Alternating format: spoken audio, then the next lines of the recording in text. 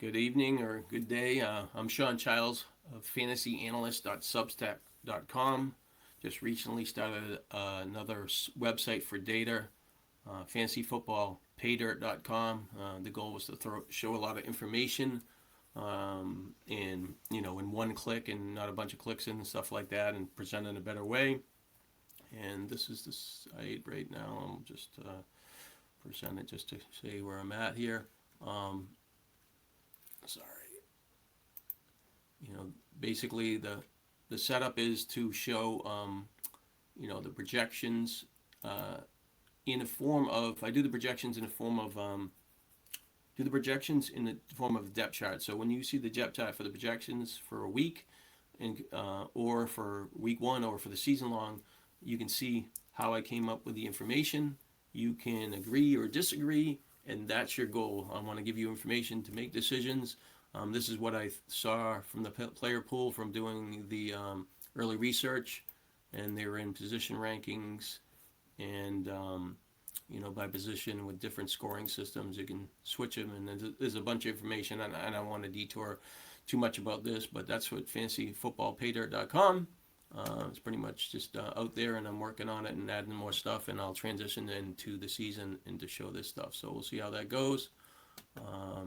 So as far as showing the draft last night, there was a late scratch in this National Fantasy Football Championship. Football guys, the 7 team for some reason had something come up and they needed somebody to fill in. I decided to jump in. I've done a lot of research. Now I got to bet my opinion, and the worst part is you got to make these decisions in a minute time. And so I was pretty happy for the way it turned out from what I was thinking, and then you can always reflect on how it went, what where you could have made adjustments, and try to develop the team better. But you're at the mercy of you got to know the player pool and what you want to accomplish over like the first 8 to 10 rounds of the draft. So in this particular draft, a lot of good players in it. Paul Spalvateri is a guy that's been running NFFC podcast with drafts, and doing recaps at the end with Mike Medica, and I think Edelman was in it. One of the top players, and there's a few other players. I left the names on it because I'm only going to put this on my Substack site, and I am not putting it on Twitter or whatever because it just really doesn't bounce back. So if somebody finds this, they find this. So it's and I'll post this today. So anyways, the first round pretty much went about the same, except for Team 6, which is a very good player in the NFFC. He stuck in his pinned the tail on the donkey on Gente by moving him up to pick 6. And interestingly, he took Malik Neighbors and pushed him up in round 2. And what I want to say about this is that when we're doing fantasy football, you realistically, the core of your roster is 8 players. And you're most likely from 9 to 12 or 9 to 13, you're trying to find your, best backup players and complementary players for bye weeks and stuff like that. So you can, if you like somebody, you have to take them. If you try to finesse these guys and get them around later, squeeze somebody in, a lot of times you get behind the curve and you don't have enough time to recover sometimes in fantasy football.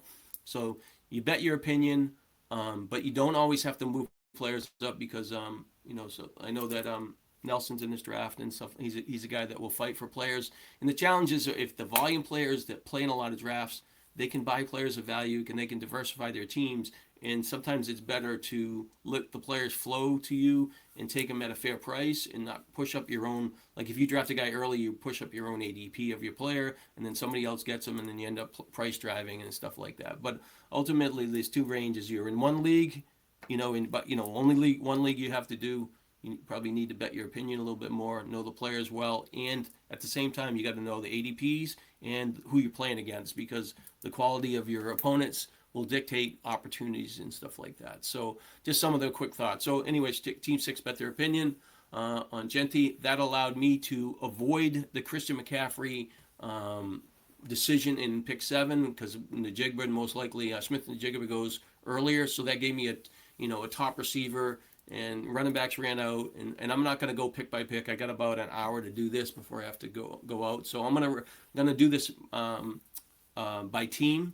And the thing is that when we do this fantasy football, we're betting on players who we think and who we like, and in their head what we think they are. So when the people that were doing this live stream, they've done a lot of drafts. They know the players they like, and they sometimes you get too much in tune with who you like, and you really kind of don't put this, like, where does this guy fit in an offense? Am I taking this player ahead of another player that should go?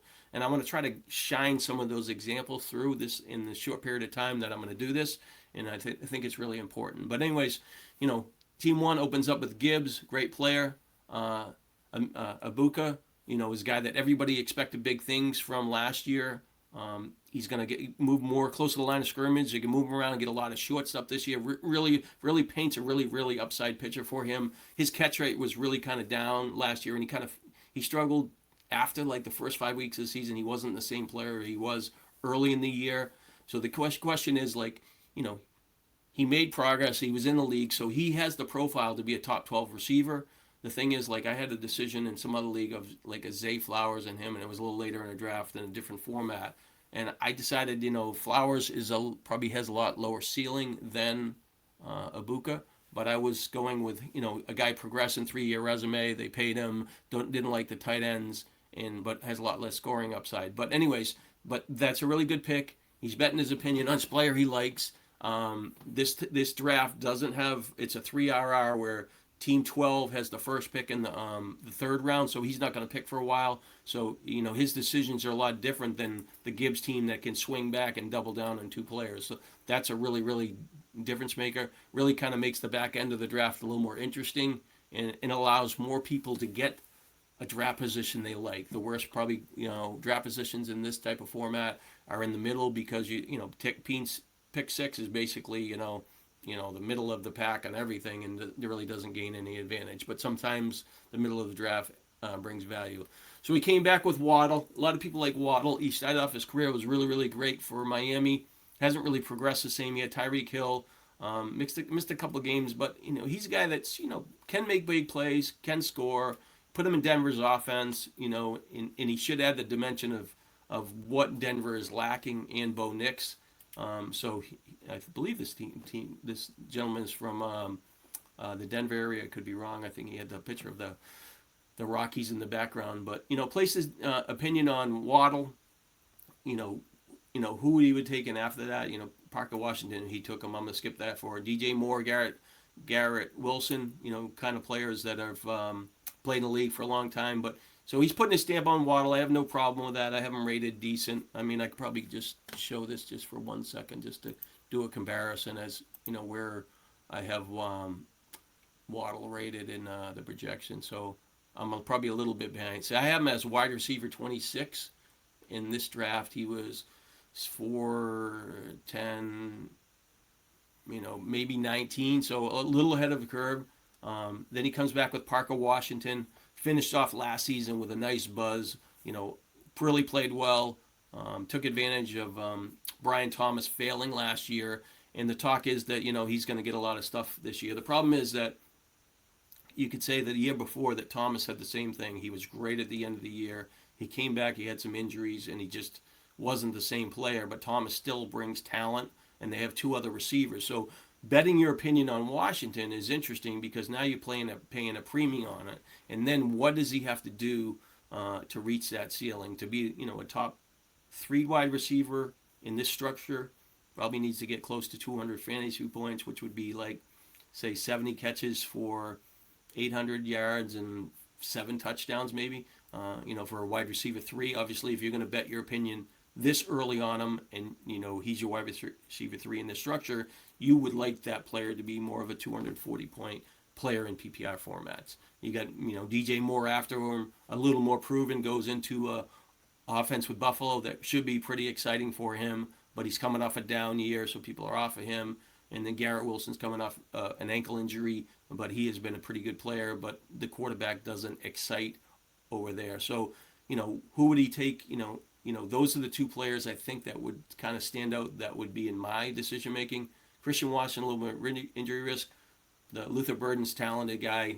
He had an injury yesterday, so it was somewhat of a factor. Probably looks a little worse right now, but he still has a month to recover, and he could be ready, which creates some discounts. So I think Washington's fair, and you're betting your opinion that he's on the come.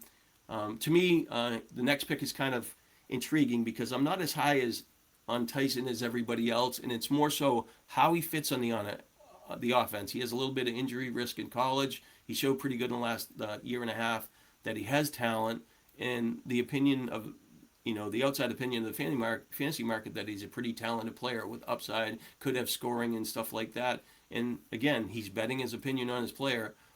My thing is like, DK Metcalf has been in the league for a long time.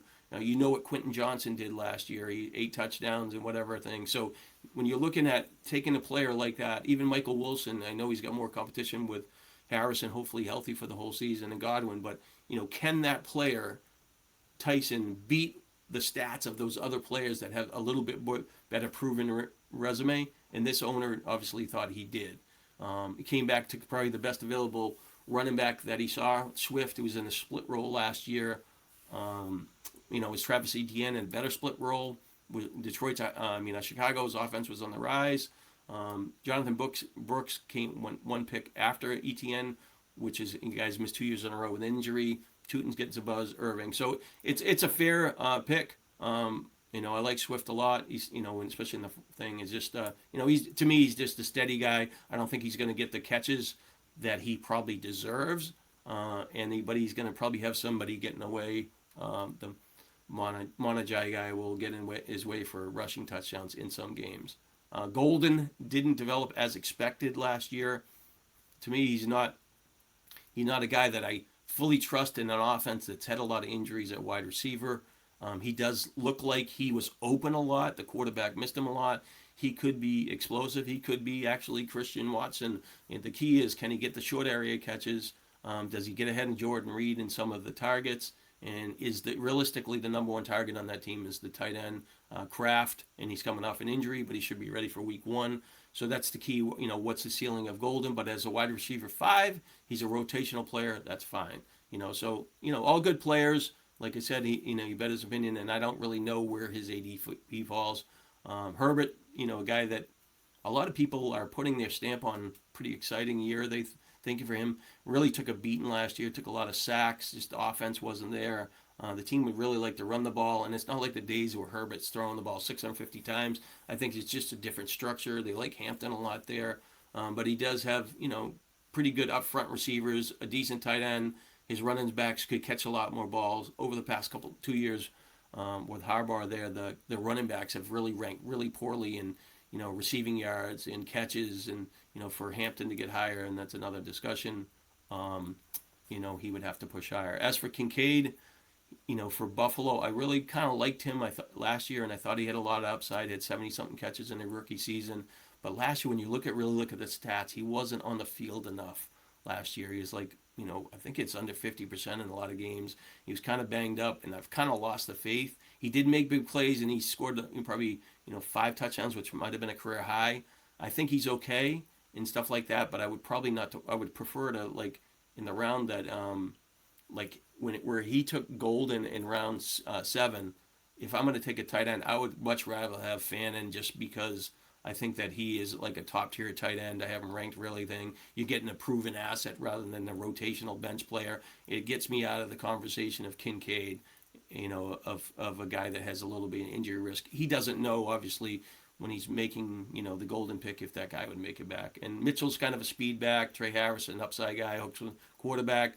Rodriguez, a goal line potential back in a split role. Blue, potential upside. They didn't really use him last year. He was banged up early year. And hopefully he gets some of the catches, because Dallas last year struggled anyway. So it's a nice team. He's got, obviously the huge edge with Gibbs out of the gate. His receivers, really, you can't say that any of them. I guess Ibuka could be the one that could be a wide receiver 1. The rest of them, maybe a couple 2 wide receiver 3. I think there's a little bit of risk at the wide receiver, and he's going to create some lineup decisions at his flex spot as the season goes on.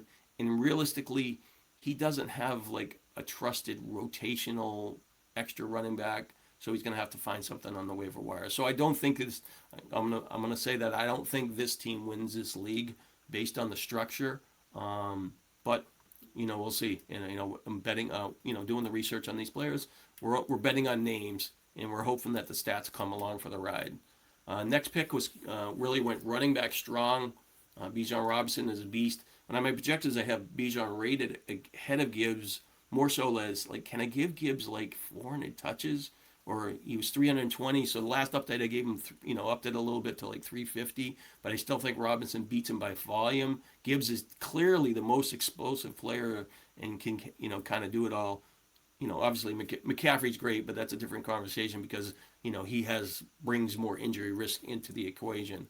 As far as Achane, really good. Just the Miami's offense, where they're going to go. He's going to get a lot of balls caught, and he's going to have a decent floor. But last year he really didn't have explosive games. They didn't score enough. They got a running quarterback. I don't know how many times they're going to throw a lot. He still is going to probably lead the team in receptions. And I think it's a nice floor player and nice consistent player. So it works really well. Loves a talented upside running back. They have other players to rotate it in. And just like mental picture of Arizona is like, is this guy going to be great as a top 12 running back in his rookie season? Last year Arizona threw the ball a ton. 649 times. They were 1-11. They were trailing a lot. But they bring in the head coach now is from the Rams. So that Rams were a little more balanced, but they still wanted to be aggressive down the field to make plays. And Arizona has a great tight end, two good receivers now. They add a top running back. So there's a lot of excitement and scoring chances there. So I get the attraction to Love, and he has a wide range of value. So pretty good picks there, pretty good picks of the foundation. And when you're doing this, you're hoping that you can get out at wide receiver. I'm really a fan of DJ Moore because he goes to Buffalo and he can catch the ball over the short area field and make big plays. And he could be, an 80,000, 7 touchdown guy by accident in that offense because they're really lacking something. Josh Allen's passing stats have regressed over the last couple of years as it become more of a rushing team. I think they scored 30 touchdowns last year on the ground, but DJ Moore allows them to attack a little more in the deep passing game, and I think that's a pretty good fit. I think he's a value where he goes. Brian Thomas is the right kind of bet that you hope he bounces back to last year. I'm sorry, his rookie season when he was top 4 wide receiver.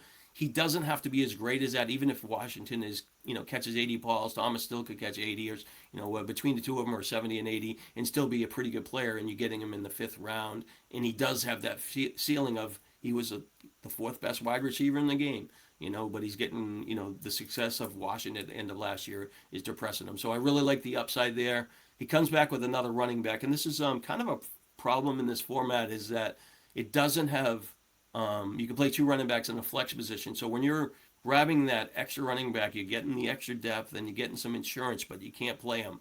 And I've said this to Greg Ambrosius for like 4 or 5 years that you really need to switch this to 2 running backs, 2 receivers, 2 flex, because the teams that get like this, or if they want to go running back strong, or if you have a wide receiver injury, that you can have an asset on your bench and you can't get them in there. You could have an extra tight end on your by accident or an extra running back, and I think that would work better. So kind of forcing that extra running back gives them depth, but it also invites lineup decisions.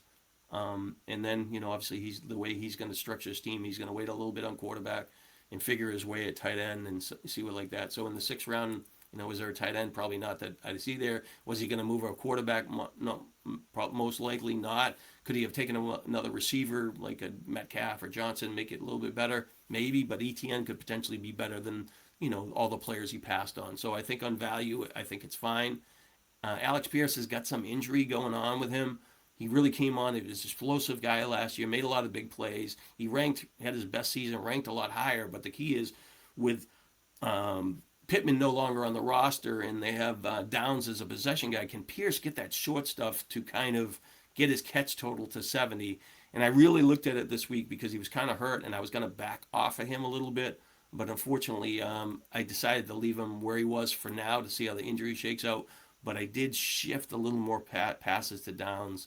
But he brings an explosive skill set that would probably make sense as a wide receiver 3 because once in a while he'll have a big game, but I don't think he has enough in his career to show the volume, even though he gets the snaps, because he tends to be a pretty good blocker on the field when they run the ball a lot. So I think the player is fine. I would prefer him as a wide receiver 4, but in this case, he's got the edge at running back, so it's not a bad pick. It's just hopefully whatever issue he is, is washed out where it's, but he has enough time to be healthy by the start of the season.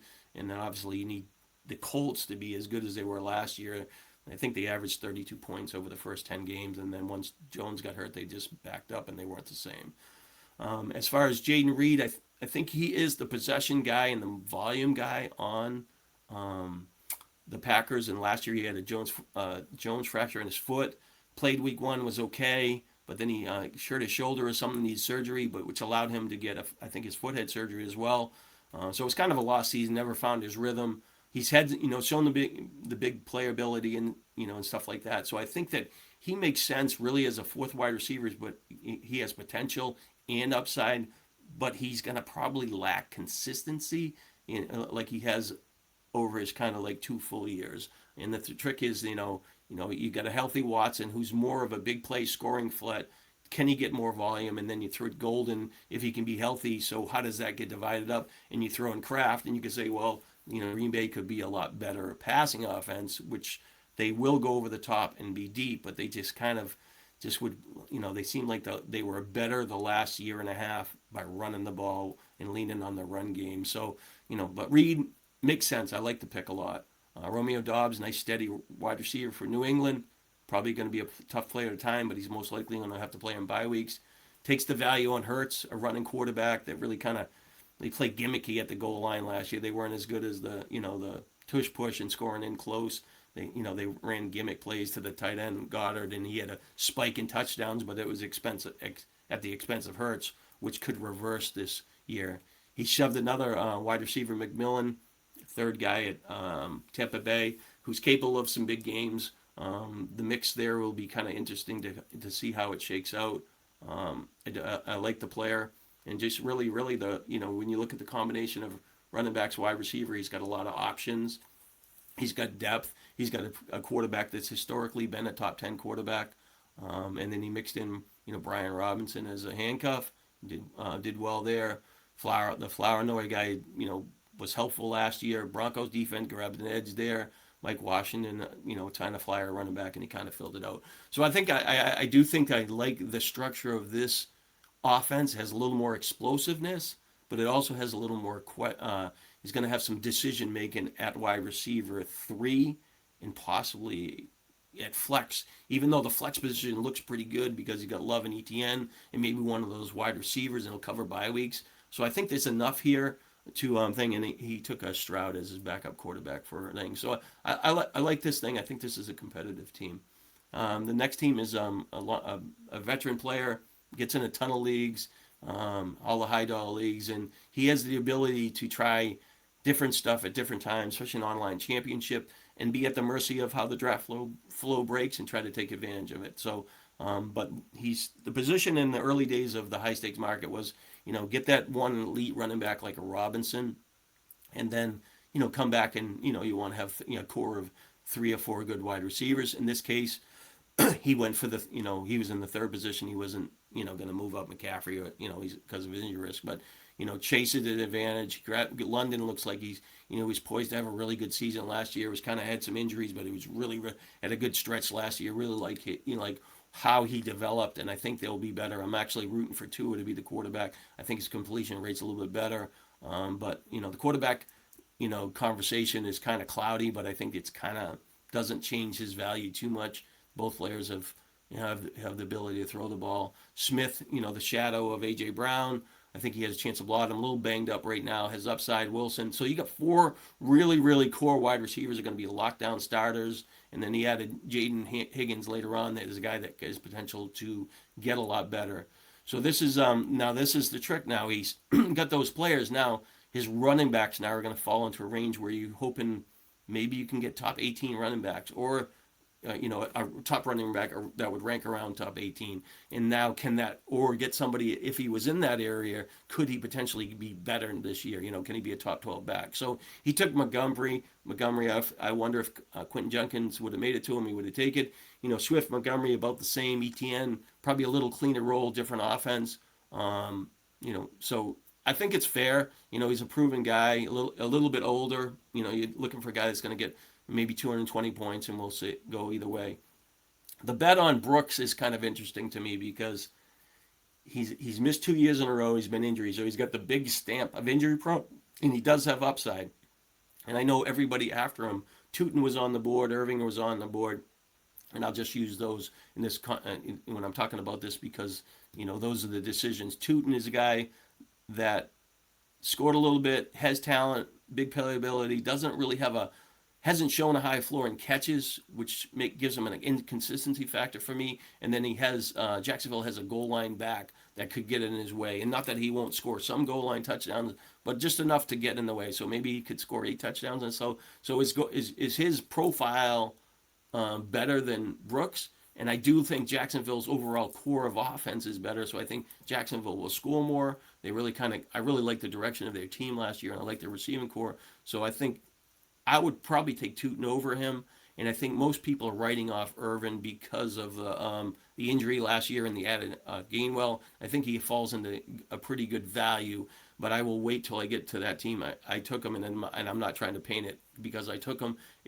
It's the decision making. So, anyways, but Burks could be a 200-point back, steady guy with upside. Hopefully, he can stay healthy.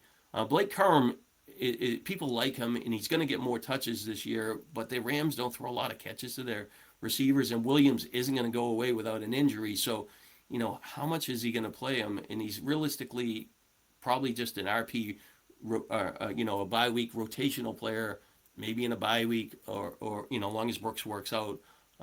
So I think that's just more steady, and it's not like Stevenson. Is he a little better player? Probably not, but he can probably catch a few more balls. Pollard, so that the decisions when he's taking Carm aren't bad because there's not, the choices are similar and cloudy. So he's betting on opinion be better. I'm okay with that. I just don't know if it's a piece that's going to help him enough without an injury.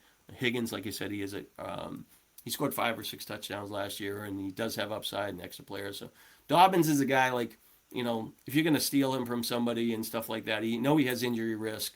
He's an older player. He's really just kind of like more of an early down guy. He's going to get, maybe some 100-yard games, score once in a while, but they're going to rotate, maybe 1-2 other backs. So his ceiling is kind of capped, and will he be there when you need him is going to be the question. Just steady player. As far as likely, the new coaching staff in Arizona brings the ties from Baltimore, where they really, really featured the tight end for a number of years. Likely comes there, fits the profile, and people like him a lot. And I understand the upside, and he could potentially be, a 60 to 80 catch receiver tight end.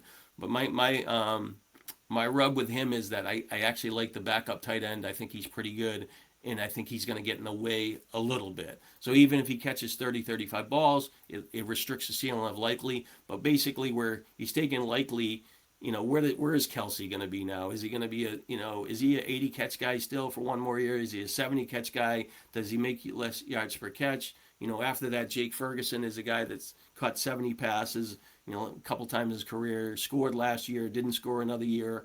But the problem with him is he didn't make big plays. All his were dump offs. He's averaging well under 10 yards a catch, which is more of like a design. And he's almost operating like as a running back out of the flat for Dallas, for Dak as a dump off. So, so he's got 2 players after him. So likely upside makes sense, interested. He pairs him with Dart. I like that. I like Dart a lot, especially I kind of like the combination of having a running quarterback like a Dart with a Goff, who's been consistently a top 6 quarterback over 3 or 4 years, has talent on offense and big stuff like that. Really tends to be a better play at home, but he can play well on the road. So I think that combination of quarterback works, considering he waited.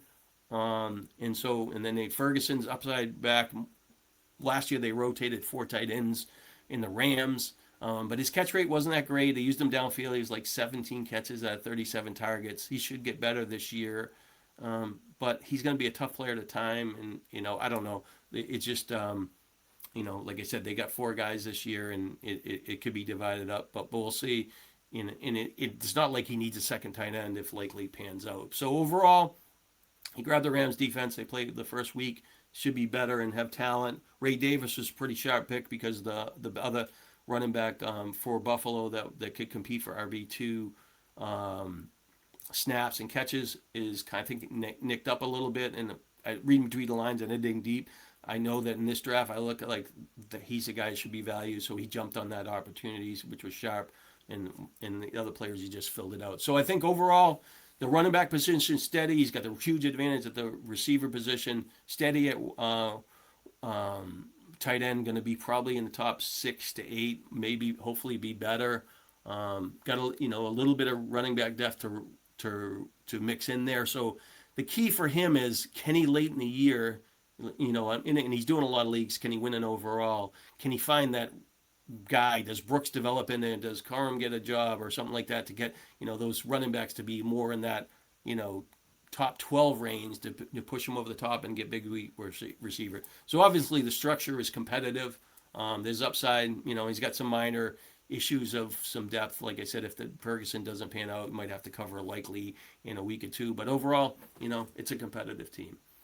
Team 4, and I want to see where I'm at. So I'm got about half an hour to go. So got to probably speed it up. I think I'm doing okay there. I wasted 5 minutes. So Puka Nacua had him rated #1 all last summer, and he proved me right, even though he missed a game. There was some concerns coming in this year that because he was the off-field thing. But the thing for him is that's probably going to bother me for the next month is that I liked him a lot, and I think the Rams' offense was great last year, and Stafford was great. But like this team, the Rams' offense could go sideways in a hurry for 2 reasons. Stafford's coming off a career year. People didn't want him last year because he was banged up all summer with a back thing, and we're thinking they're going to be great and stuff like that. But Nacua is in the last year of his contract, and this guy is. If they don't sign him by, beginning of, I don't know why the guy would play. You know what I mean? Why risk all that money? You know what I mean? He's just like a guy, he just, and the reports have been really good about him. He had a little, like I said, issue, but we know how great he is. All right, but it is what it is. Like I said, you're not going to dismiss him. You're going to, if you do multiple teams, you're going to get shares of him. He's a difference maker, and he does. And if he could add a few more touchdowns, he'd be just, right there with the top 2 guys in the league. As far as Gibbs and Robinson, he can be considered. Even Chase could push higher. But they're all great picks, the first 4 picks anyway. So Derrick Henry, pretty much a beast, 1,500-yard rusher, scores a touchdown a game. But he tends to be more like steady than explosive unless he gets 2 touchdowns.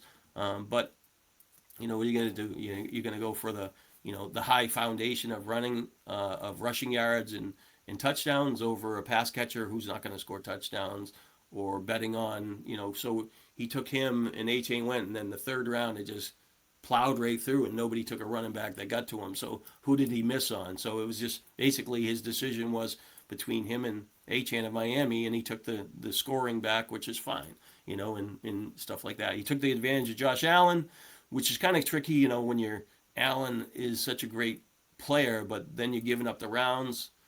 Because people are, especially in this thing, they kind of discount it. But in this format with 6 points per touchdown, the quarterback is important. Allen's been a top 2 quarterback for like 4 or 5 years in a row. They added a better receiver that should help his passing game, but it could be also at the expense of his rushing touchdown. So, but Allen's great. Got nothing to say. Kyren Williams, another steady early, kind of like a rushing touchdown volume running back that has somebody picking at his heels to get some carries. And Williams probably has 30, 32, and 34 catches the last 3 years. So his ceiling is kind of limited. Rams don't throw a lot of backs. They want to play good defense and play from the lead. So he's going to get his chances, double-digit touchdowns. But to me, he's just a steady, safe player. I don't think he's a difference maker. So he's got advantage at Allen, and 2 steadies. And then Harrison, can Harrison be Michael Wilson? I hate to say that, but he was okay in his rookie season. Missed some time last year. Didn't quite get there, but he does have talent and size. He doesn't have to be as good as he was a couple years ago because he was getting drafted a lot higher. He was a 3rd-round pick. Now the comparisons are lower. So his floor should be 70 catches, 800 yards, and maybe 7 or 8 touchdowns. I mean, that's fair, 200 points. And he does have the underlying upside if things develop, and they do throw the ball a lot. The only problem with the Arizona receivers is, they threw the ball 650 times. Do they throw it 600 times? At what point does the backup quarterback get in there? And does that affect the outcome of scoring ability of the team? But it could also make the team better. And if they threw the ball 550 times because they're a little more conservative because of game score, that's a big dent in these receiving options. Like Metcalf, the change in the head coach and change of style. Pittsburgh was kind of conservative. Metcalf, just kind of couldn't get there. He's the big play guy, can score touchdowns. Didn't really, you know, didn't really move the needle of excitement last year, but I think he's a nice, steady piece.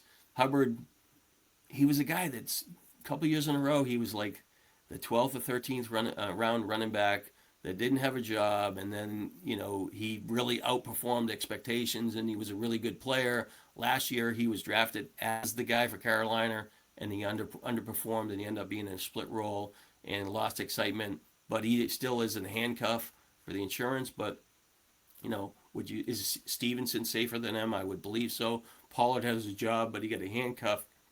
So, but I think I just don't. I think it's boring.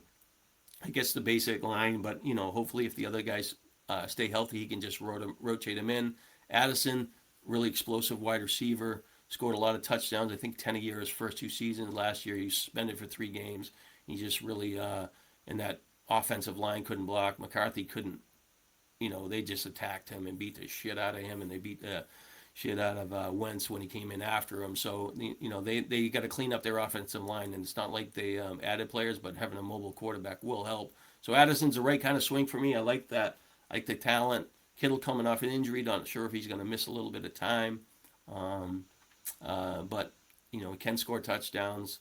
We'll see if he's the same player, but he's 65 catches for 700 yards, and he tends to score touchdowns.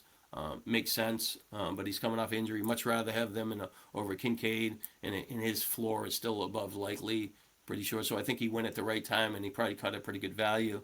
Monajai was pretty good as a split player for Chicago. Falls in line with how he's drafting his running back more, not really focusing on the pass catchers. I think the pass catchers add a little more consistency factor, especially if they can be a pass catcher with some touchdowns.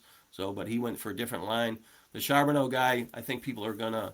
I think the 11th round is probably fair in this, but the talk on like he's gonna be back. I don't think he's a factor until November, and I don't even think it's till Thanksgiving. But that's me. Takes the volume on Mahomes. He's dead. He's down. It's because he was hurt. But Mahomes needs redemption. The Kansas City offense needs redemption. They kind of go in the wrong direction. But he's been to the Super Bowl many times, and he's a winning player, and he makes players better around him. So it'll be interesting. But he's an extra player. And then he took three shots at tight end. Did he need it? No, but he did suck up the pool, and he does give him options. But he's at the mercy of pretty much Addison's his flex, or one of those running backs, or the tight end. So a little bit of decision there, and then just took the filled out with some shots at wide receiver and took Seattle defense. Hopefully he gains a few points back. I think it's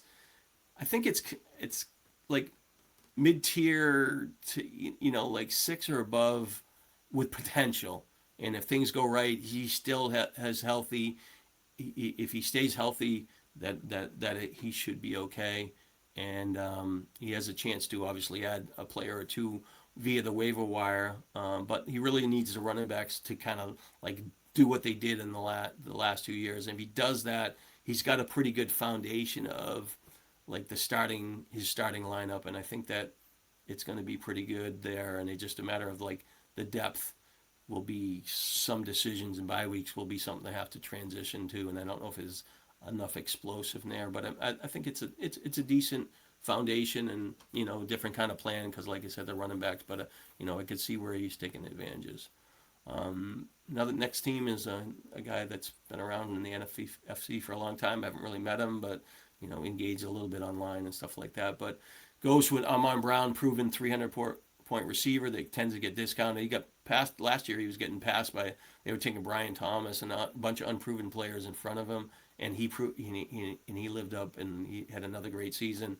But pretty much a over 100 catch receiver, scored double-digit touchdown the last few years.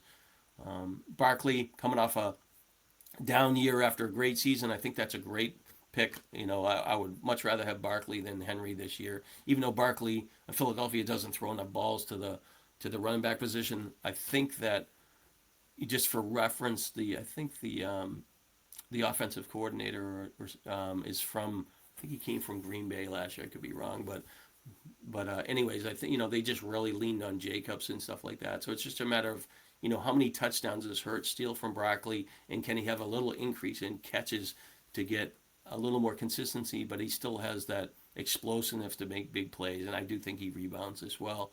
T. Higgins is a guy I really, when you look at him, he fits the profile where you want. You want the guy that can score double-digit touchdowns and have a high ceiling, and he plays in a high-volume offense. The problem is that he misses time, he lets you down, and you get some zero games, and he brings in injury risk. So, but he's. Are you going for it, or what's the goal? To win the league, win the overall, and will he be there? And that's what he did on the next round when he took Christian Watson, a guy that's has talent, can score touchdowns and make big plays, but he's had a couple of injury years, and he hasn't proven himself to be a 70 catch receiver. And can he get at least to that floor? Talent wise, yes. I mean, can he stay healthy? I'm not sure. Tyler Warren should take advantage of Pittman leaving town and be the number one receiving option for the Colts. So he does get an advantage at tight end. The key for him is, can he add enough touchdowns and be really kind of an edge there? Quentin Johnston's a big play guy. That's been he's outperformed his ADPs the last couple of years, but this year he's getting drafted in the 6th round, so it's a different. His comparison's a little bit different. I think he had 7 and 8 touchdowns the last couple of years, and I think that he's a pretty solid player.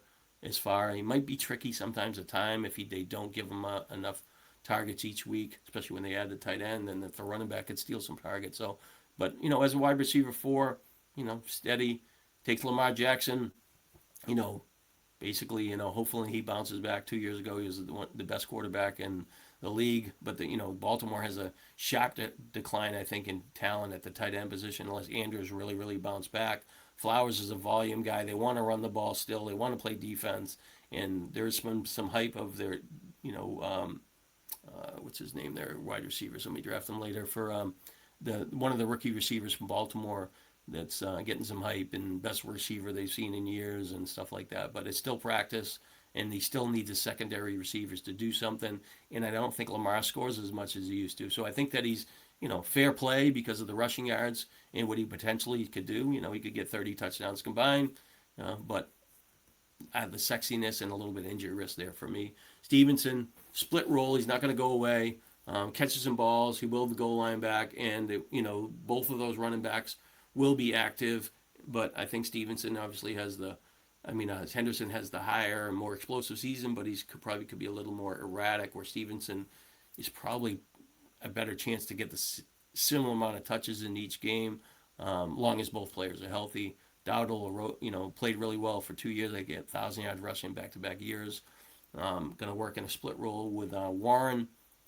I don't think they throw the ball as much as last year. Pittsburgh's running backs actually ranked 4th in PPR fantasy points last year, and I think people aren't equating that when they're seeing Gainwell go to Tampa and Pittsburgh running backs. I think they had 115 catches and 133 targets, so that's good for Dowdle. But I don't think the offense is the same. So quarterback's the same, but I don't think the offense is the same. In Pittman's healthy, he's going to suck some of the running back stuff back out to the wide receiver position because they really didn't have talent there. So there will be a shift in dynamics. He's catching there, but he can run the ball, maybe the goal line back, be steady, maybe a little tougher to time, but he's going to coin flip those two players. And even White goes to Washington, where has a pass catching profile, been on a split role, but he goes to an offense that really doesn't have a pass catching back, and they don't throw the run. They haven't thrown to the running back a lot, so White's more of like a 10-point fantasy guy on the average, and the other two. So there's going to be some coin flipping there. There's some injury risk and some coin flipping on this team. Shakir, steady receiver. Boston for Cleveland. I think most of the fantasy market considers Judy roadkill in the fantasy market. I think I took him in around 15, so I think he has a little more experience. We'll see, but we'll see if the two young wide receivers do there what they do for Cleveland this year. Love, backup quarterback. Not a guy that's gonna get excited about it. So I think there's the pieces are there, but there's some decision making and there's a little bit of injury risk. And that is going to be the factor. I think the key to this team season if having success is going to fall on Higgins and Watson, having healthy seasons, and then him swimming through the equation of playing the second running back right, and that might even float into the flex position, which could be a little bit difficult. Let's say if he does have one injury that he can have some lineup decisions. Eagles defense, Rams kicker. They have the Rams kicker. You get a free look for him. So I think overall, he's got chances. I don't think that based on his decisions, they're all you can make a case for it. In the back end, like I said, you're going to take the flyer on your receivers that you like anyway. So anyways, the next team 6, a longtime veteran guy that's had success. Like I said earlier, he pinned his bets on his the Genti and Neighbors. Comes back McConkey looking for a bounce back year. Take the Burden guy from the Bears, who looked like he was going to be really explosive, going to be a talented player. It's a chance to be a wide receiver one that Odunze didn't get to last year. But Loveland could be the top target guy in Chicago, so it's competitive there. But anyway, but the 3 wide receivers are good. Junkins has the upside of being an RB top 12 running back. Just needs Cleveland to be better offensively. He can get a little more touchdowns, but he's pretty explosive. Just needs that team to be overall better. Took the flyer on Tootin just for the third running back with upside, and that would be and I'll talk about that when I get to me with Irving, and I mentioned him a little bit earlier where, like I said, I'm not sure about the touchdowns and stuff like that, but he, is his third running back with upside, good receivers. Wandale Robinson, a volume, pass catcher that's going to probably have like 85 catches in that offense. Works as a flex. Will he get enough touchdowns to be explosive? But he just needs a steady guy. I think Fannin, I had him, for 80 catches, 900 yards. He's going to score some touchdowns. Like him a lot.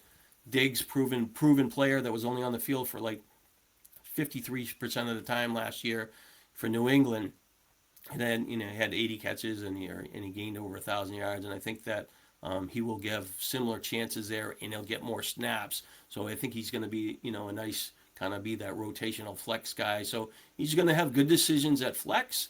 He's not going to have that many decisions in his starting lineups, because the goal in fantasy football is not to have lineup decisions. The less lineup decisions you have, the better chance of not making mistakes. Purdy, I think he's a top tier quarterback, ranks low because he missed a lot of time last year, but he needs all those receivers. He's got older players on his team, and they're just like the Rams. They could go sideways in a hurry. If McCaffrey gets hurt, Evans gets hurt, Kittle doesn't bounce back, that offense could be a disaster in a hurry. So the Rams and them are 2 older teams on the offensive side of the ball that are, except for Puka Nacua, I'm saying quarterback, and Adams and the stuff like that. So anyways, Lloyd is people are really liking Lloyd for Green Bay because of Jacobs' potential what's going off the field issue lingering into the season. But they're not seeing is that potentially that Green Bay still could add another running back. They could trade for somebody. They could get James Conner gets cut, or trade for somebody that could jump. A running back that has injury risk. I think in the 12th round is fair. I think if people are pushing him inside of 10 or something like that, it's kind of too much of a gamble. Mayfield wasn't good last year. Was beat up and was hurt playing most of the season. The offense just didn't click like the year before. So hopefully he bounces back this year. Emmett Johnson upside. I have him as the RB2 for Kansas City, and the reports have been good anyway. So yeah, obviously good structure to the lineup. Comes down to minimal lineup decisions. Quarterback maybe, and I think he's got enough depth. So I kind of like it. The back end, I got some of the things I might not agree with, but it doesn't really matter. It's just those players are, you can find or replace a couple of those on the waiver wire. So as for me at Team 7, I didn't know where I was going to get at 7. I didn't even know if McCaffrey was there. I don't think I would have taken him, and I don't know who I was going to push. I was, to get Smith to Jigmer, it leaves the decision completely off the board for me. So I think that was pretty good. I was going to take Bowers here, and I was actually going to come back and take McBride just to be figuring not many people did it. And the thing that was sticking in my head, that those two players play each other in week 17. So it'd be kind of fun to have the two tight ends and all three players that I have. My first three players could all catch 100 passes. So that was my initial thought. But Bowers, I was going to take it based on just wanted to have the edge at tight end and see how it goes. It came back. So I could McMillan for Carolina. I wasn't on him last year, but I think the progression makes sense. McConkey should be better than him as far as opportunity because the offense is better. Higgins should be better scoring and stuff like that. And even Smith has a better resume. So like I kind of push him in front of those guys, but it's hopefully he can get 7 touchdowns, get to like 80 catches and maybe 1,100 yards and stuff like that. But it's not edge. I went for Henderson more swinging for the upside at running back. Javonte Williams had good last year, kind of boring. Breece Hall, everybody talks about rotating other. They might rotate in 2 other backs. Scottabow's coming off an injury. Jacobs with coming off the injury, so off the field issue. So I went with him, for the upside, and hopefully he's better and can get a few more touches and stuff like that. But it's kind of a gamble, and I'm not 100% sure if that was where he might go a couple picks later as far as the running back rating. Adams just took the touchdowns for the Rams and the resume, over Harrison, Brian Thomas, and stuff like that. I think it's just the scoring kind of was what intrigued me, and I was an Adams guy last year and just thing. And this is, I had a discussion for Team 11 is Eddie Gillis, and I talked to him a lot, and he lives in Rhode Island. I live in Mass, but they was talking about Gainwell and stuff like that. And the thing with Irving is, I think he's a pretty good value in draft, and I think people are, kind of missing on where he potentially should get drafted. He was kind of banged up in camp for a long time, coming off an injury, underperformed last year, and just didn't get it done. But the year before, he gained 1,500 yards, had 40-something catches, scored touchdowns and stuff like that. And Eddie's like, he's a smaller back. I'm like, well, Gainwell caught 73 balls last year. And I'm like, well, Pittsburgh was completed, had the second most completions running back, 115, but the Buccaneers were like around 80, so is Gainwell a better player than Irving? I mean, Gainwell's been in the league for like 4 or 5 years, and he only gained 6 yards per catch, where Irving in his first rookie season gained 8.3, so I'm just throwing out these numbers of, to him, the reasons why. So he's done it before. I think I would take him over, slam dunk over Tootin, because Tootin, I'm not sure if he's going to catch enough balls and he's going to split roll at the goal line. He has talent. I would slam dunk take him over Brooks just because of the injuries. I would probably take him over ETN because I don't like the offense as much, where I think Tampa Bay has enough players. And I think I would take him over Swift. I mean, so like this is me on the upside, and this is me living in that island, and this is and I don't even, I can look at the projections what I have him, but it's just So I think I caught a value there. I didn't target him. I really was going to take Price if Team 6 had taken Irvin, I would have taken Price and backed him up because I think he's got a good lead into this season and stuff like that. So next round, I placed my bet on R.J. Harvey. He comes out really, really good in my projections. And I know that after the board that these guys were having a discussion that, they're talking about Dobbins, and he wasn't a really good early down runner, and he didn't make plays. But he does have speed. He was a better pass catcher than I thought. He did score touchdowns. And even the Coleman guy, like to me, if you're drafting Harvey, you have to handcuff him with Coleman just in case, because Harvey to me still has a little bit of injury risk. And they were talking about it, and I did get Coleman on the same team. So I just think that his profile of where he can go, I think he offers starting upside. And even if he gets like 12 to 14 touches a game, that's enough to satisfy what I'm looking for as a flex option or as a rotational wide receiver. I mean, a rotational running back too. So as far as coming back, when it was coming to me, I was going to take, if Fannin made it to me, I would have without a doubt taken him over Worthy, because I think he is flex worthy in this format, and I would play him, and I think that him at 80 catches for 900 yards or whatever I got him projected for is reasonable. He does have upside. He is going to be the number one receiver in that offense. I don't know how high that offense gets to, but I trusted him a little more than Worthy. But I took Worthy because He's a wide receiver 4. He's got a shoulder issue, after having an injury last year that was pretty bad. But I went for the upside for the ceiling. Who do I? Jacoby Myers, third wide receiver on Jacksonville. That's going to be in a split role. A rookie wide receiver, Diggs steady, Dobbs steady. To me, he was the highest upside player on the board, unless you could say, and Addison was gone. So if Addison was there, it'd probably be consideration too. But I just went for the upside.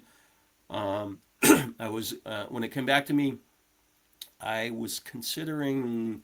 I don't remember who I was taking, but anyways, Daniels had slid, like his ADP went higher, and I knew that in this draft that I have Bo Nix and Kyler Murray rated pretty high as far as like they're in the top 6 or 7 quarterbacks for me. So I'm not going to wait and get both of them, but I was going to try to get one of them as my second quarterback. But because Daniels slid, like 20 picks behind his ADP because his offensive lineman left tackle got hurt, I'll take the value on him. Hopefully he plays better, but I would take one of those other quarterbacks behind me. But unfortunately, Nix went probably before I was going to, because I had to take Coleman to be the handcuff, so I wouldn't have got Nix. So he would have had to slide like really late. In this format, he would not. It's going to be hard for the second quarterback to make it to the 12th round, whereas the FFPC, where tight ends are more valuable in that format, there's a much better chance of getting a better value at that second quarterback a little bit later. So I just took Kyler Murray as the insurance. Just the Jefferson, he's a running quarterback, bouncing back. He's going to be a little mobile. I'm not convinced that the offensive line better. The key for Murray is he does have receiving weapons, and can he drive the ball downfield and make plays like 2 years ago when Sam Darnold had 35 touchdowns. And if he can just get some part of that, he could potentially have his second best year of his career. And I think I think he's been a slam dunk starter for me week 1. Since I did the projections, because I just think the fallout from McCarthy with Jefferson last year just wasn't enough where they could go to him right out of the gate. They had to go to Murray, just because of the experience, and they brought him in.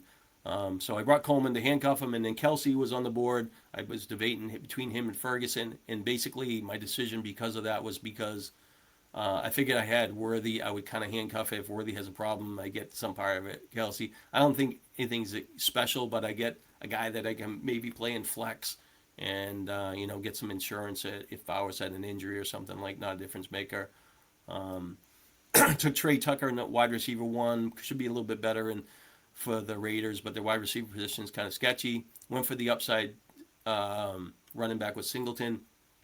I knew that Team 9 has a pretty good player, and he had Pollard. I'm pretty sure he might have handcuffed him there. I know he took Claiborne, which is handcuffing Mason, but I don't know if he viewed Spears higher than Singleton. But I think Singleton has a chance to be better than Pollard, and Spears' injury risk. So I messed up on the early draft and I waited later. So I took him. I handcuffed Tucker with Irving. So if Irving has a problem, Tucker's going to be an early down back, and Gainwell gains more momentum and catches, but I'll get something out of it. And I just took Judy, best available athlete, veteran player, and they're taking the rookies, and we'll see if he can be a rotational and just fill it out. So I think that it's a different format. The upside of this team is really hinging of, I think the wide receivers up front, 3 in Bowers, kind of are decent structure, and I think the direction of the running backs will determine if I have success. And the quarterback position is okay if Daniels can kind of revert to where he was 2 years ago. And I think that I backed up my running backs and stuff like that. So I think it's okay for what I was trying to accomplish, and I'll just try to reflect back and stuff like that. So I'll give it one more team, and unfortunately I got to get off here in 5 more minutes. So in McCarthy, team 8, and actually, you know what? I'm going to skip and go to team 11 because it's a friend of mine, and I'll just go to him. So I really liked what Eddie Gillis, he had team 11. Starting with CeeDee Lamb, Jefferson, Rice. If you're going to start at the back end and you get 3 receivers, and the goal is to get high volume receivers that can score touchdowns, I think Eddie did accomplish that on all 3 of those. And Rice, whatever off the field issues, hopefully they're gone and they're going to bounce back. But he is the clear cut, wide receiver or a top target for Kansas City now, and Mahomes is going to be fine. So, anyways, Loveland, top tight end, really like him this year as well. I think that he's going to be fine. He came back and took Brees Hall, a pass catching back with upside, and like I said, they're going to kind of rotate some other backs in. I think he's a nice, steady player. I like him a lot. He's been a top 3 running back. I just to me, I'm not going to fight for him, but at the fair price, I would go for him. I really like Price because of that. He can get out of the box early. I don't respect the depth of Seattle running backs. His resume looks really shorter than most because he played behind Love at Notre Dame, and he doesn't have the stats, but he has the talent and he has the opportunity, and I think that carries over, and he does really well. I think it might even work late in the year, especially with when you're investing in a running back that's coming off an injury. They just might not be the same, and it could be a really, really explosive pick. And I think he really hasn't moved up as high as he will because they haven't put the timetable for Charbonneau to be out correctly. He came back and he took, Jalen Warren. Like I said, last year they had a lot of catches. He's going to be the pass catching back with some scoring value. He's a little better shape. I think I have him rated pretty good, and I think that where he took him was fair. I was, and I know he looks at my projection, but I don't think he was going to go with Harvey anyways, and I think that he was an advantage over the next couple backs. So he definitely caught the drop off at the running back position there to go with his thing. He's a big Dallas fan. He paired him up with Dak. I knew he was going to do it. I could read his book coming down. Went with the pass catching back. Gainwell gives him somebody to put in bye weeks. That works well. Didn't get that, the receivers really what he want, but Coker's a decent player with size, can score. He just needs Carolina's quarterback and offense to be better. He gets a second tight end in offense that, like I described earlier, 70 catches, doesn't make big plays, did score last year with his quarterback, gives him insurance, pretty good there. He grabs an advantage with the Cowboys. He grabs an advantage with Houston's defense, doesn't have decisions. Booty for the New England has upside. The reports on Cooper have been good. Travis Hunter has upside. I think he really.